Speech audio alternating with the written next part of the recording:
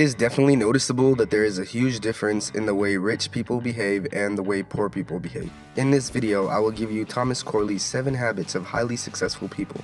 From 2004 to 2007, Thomas Corley did an in-depth study to find out the underlying difference between the wealthy and the poor. He spent another 16 months analyzing and summarizing all the data he acquired from his extensive interviews. The people in the health group had an annual gross income greater than $160,000 and $3.2 million in net assets. People in the poor group had an annual gross income less than $35,000 and $5,000 in liquid assets. The results from the study revealed 7 core habits of the rich and wealthy. These habits are the blueprints for accumulating wealth and success. The first one is successful people listen to audiobooks or podcasts during their commute. Thomas Corley's study found that 63% of the wealthy listened to audiobooks or podcasts, and only 5% of the poor did so. Shortly after listening to the first podcast, I realized why successful people do this and how much I've been missing out on precious time when I can be learning. I spend a lot of time in my car.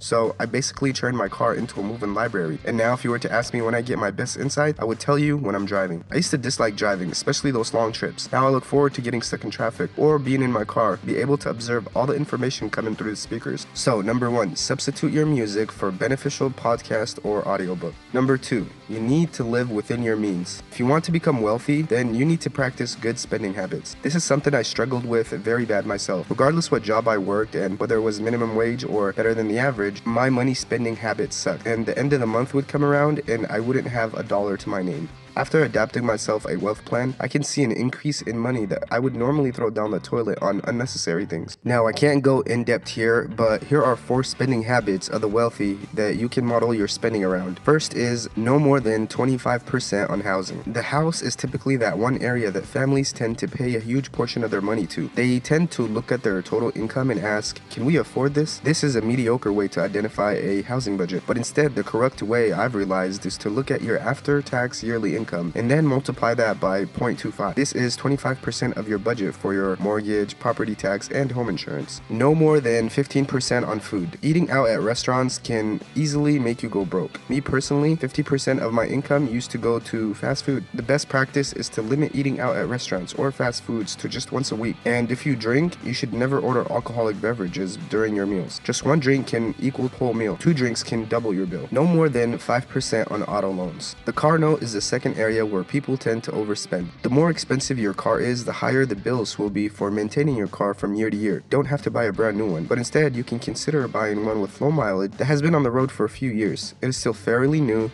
and will save you thousands. And the last is contribute maximum percentage to retirement. Wealthy people know exact tax deductions for retirement contributions. Number 3, maintain a to-do list. 81% of rich people maintain a to-do list, and only 9% of the poor do the same. When it comes to writing your to-do list, you want to choose a method that works for you. For me personally, I have got myself into the habit of writing down my most important to-do tasks on a whiteboard in my room, right across from my bed. I then lay in bed for 20 minutes just staring at the important tasks I need to get done and how I'm going to go about it the next day. The last thing on my mind before I go to bed every night is how I'm going to allocate my time to execute on these important daily goals. Number 4, take care of your body. 76% of healthy people exercise aerobically 4 days a week, and only 23% of poor people do the same. Maintaining a healthy body probably by far is the easiest thing people misperceive.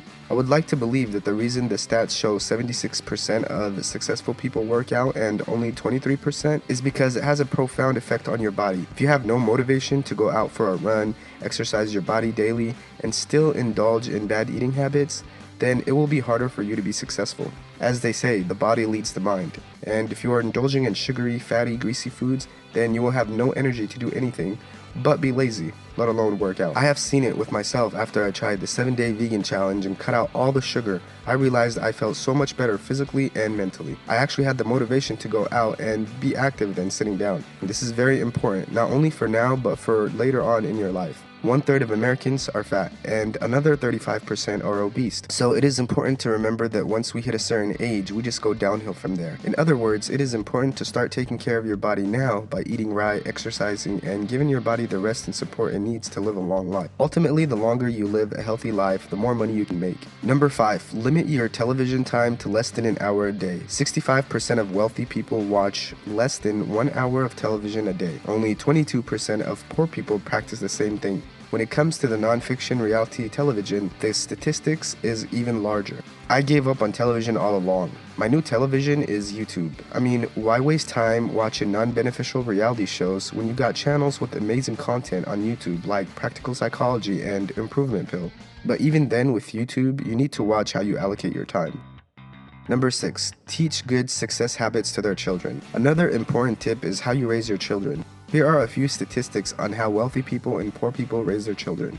74% of the rich teach good success habits to their children, only 1% of the poor did the same. 70% of wealthy people make their children volunteer 10 hours a month, compared to only 3% of the poor. 63% of the rich encourage children to read 2 non-fiction books per month, and only 3% of the poor follow suit. Like anything else important in life, raising children the right way takes time and discipline.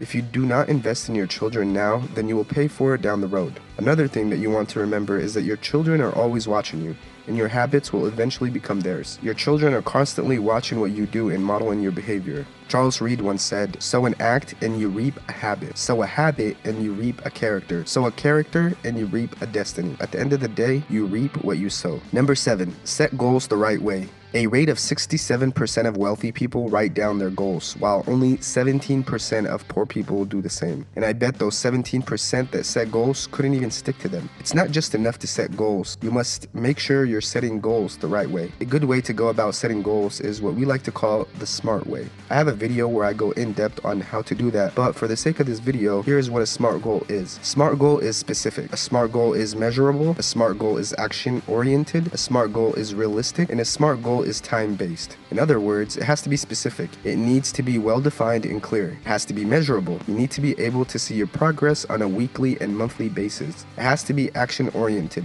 The goal should include what actions have to be taken to reach it. And of course, it has to be realistic. You need to believe that you're going to be able to achieve this. And last but not least, it has to be time-based. You have to set a deadline for achieving your goal. Always remember the acronym SMART, SMART goals, to make sure you stay true to the 5 traits that make a goal SMART. Alright guys, if you enjoyed this video, click that like button and hit that subscribe button, and head on over to our channel for the best book reviews and best everyday life skills. Until next time, peace.